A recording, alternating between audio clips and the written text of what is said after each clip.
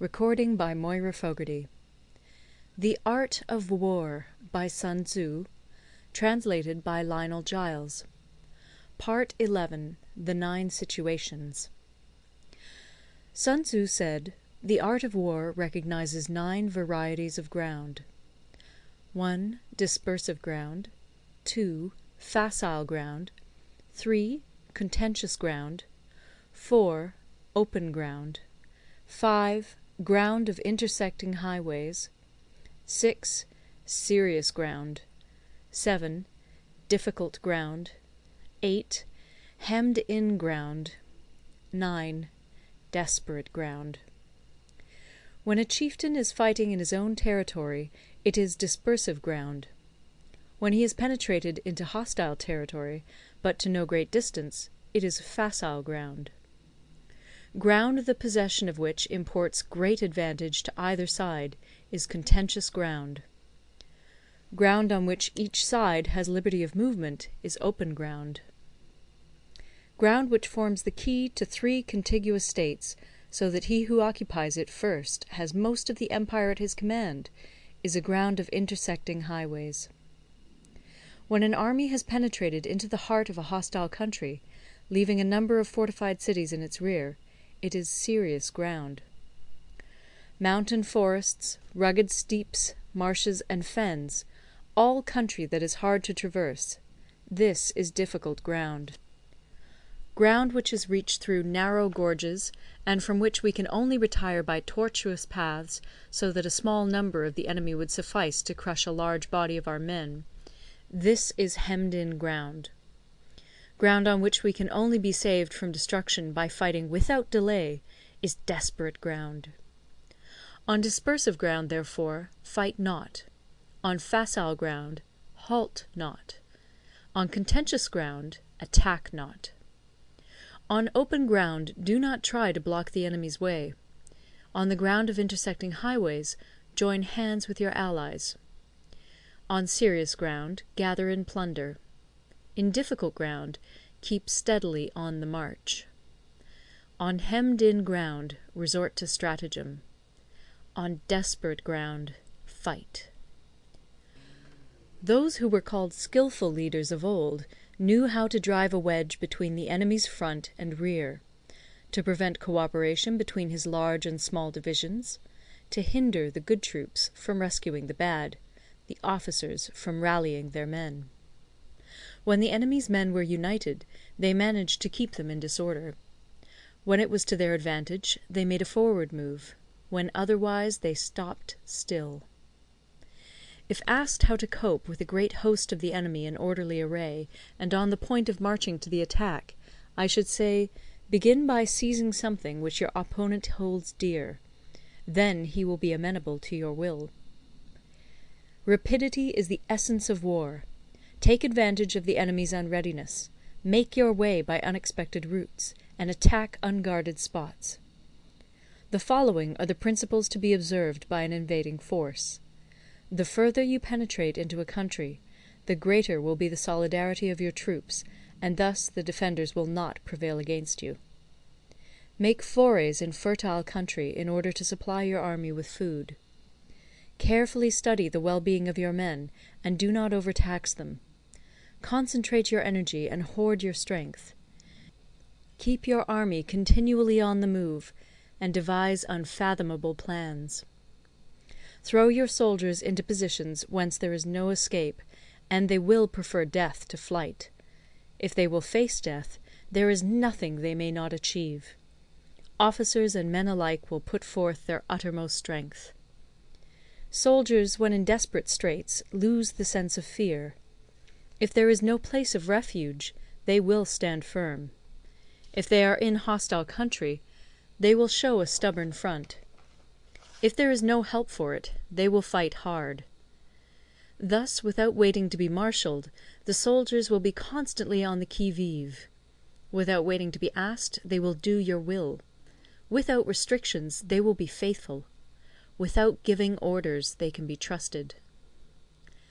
Prohibit the taking of omens, and do away with superstitious doubts. Then, until death itself comes, no calamity need be feared. If our soldiers are not overburdened with money, it is not because they have a distaste for riches.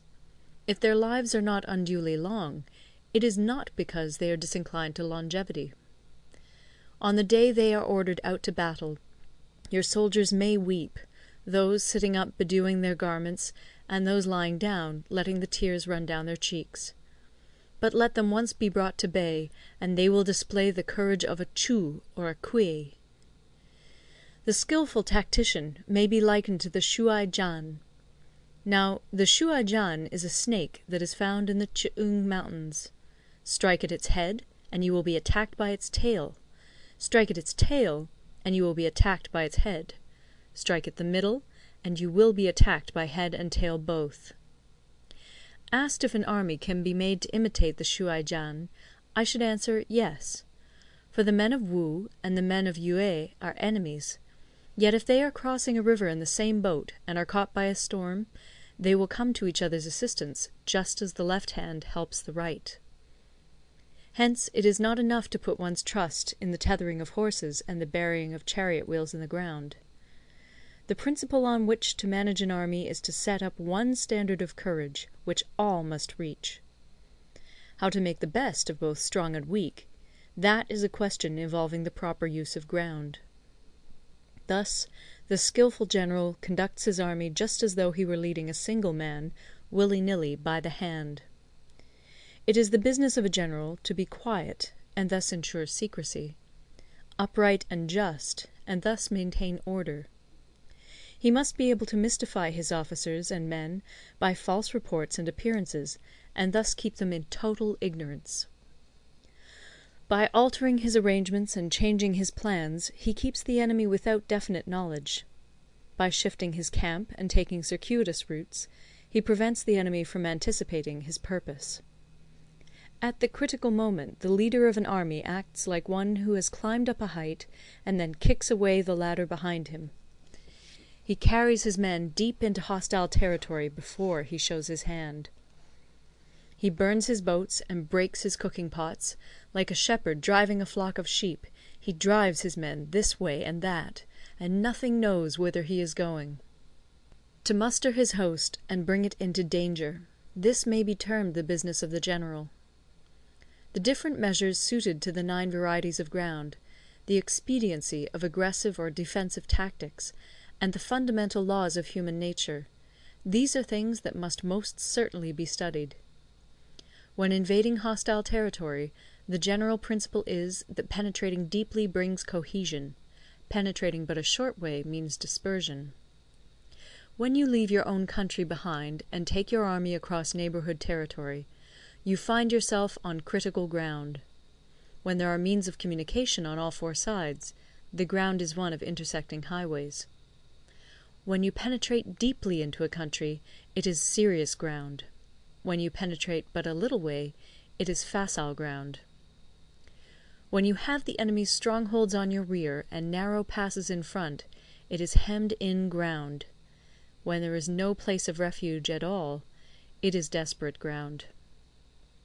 Therefore, on dispersive ground I would inspire my men with unity of purpose. On facile ground I would see that there is close connection between all parts of my army. On contentious ground I would hurry up my rear. On open ground I would keep a vigilant eye on my defences. On ground of intersecting highways I would consolidate my alliances. On serious ground I would try to ensure a continuous stream of supplies. On difficult ground I would keep pushing on along the road. On hemmed-in ground I would block any way of retreat. On desperate ground I would proclaim to my soldiers the hopelessness of saving their lives. For it is the soldier's disposition to offer an obstinate resistance when surrounded, to fight hard when he cannot help himself, and to obey promptly when he has fallen into danger. We cannot enter into alliance with neighbouring princes until we are acquainted with their designs. We are not fit to lead an army on the march unless we are familiar with the face of the country, its mountains and forests, its pitfalls and precipices, its marshes and swamps. We shall be unable to turn natural advantages to account unless we make use of local guides. To be ignored of any one of the following 4 or 5 principles does not befit a warlike prince. When a warlike prince attacks a powerful state, his generalship shows itself in preventing the concentration of the enemy's forces. He overawes his opponents, and their allies are prevented from joining against him.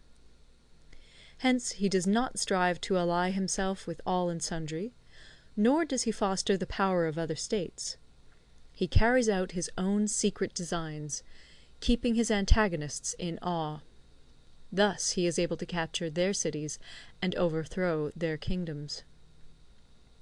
Bestow rewards without regard to rule, issue orders without regard to previous arrangements, and you will be able to handle a whole army as though you had to do with but a single man. Confront your soldiers with the deed itself. Never let them know your design. When the outlook is bright, bring it before their eyes, but tell them nothing when the situation is gloomy. Place your army in deadly peril, and it will survive.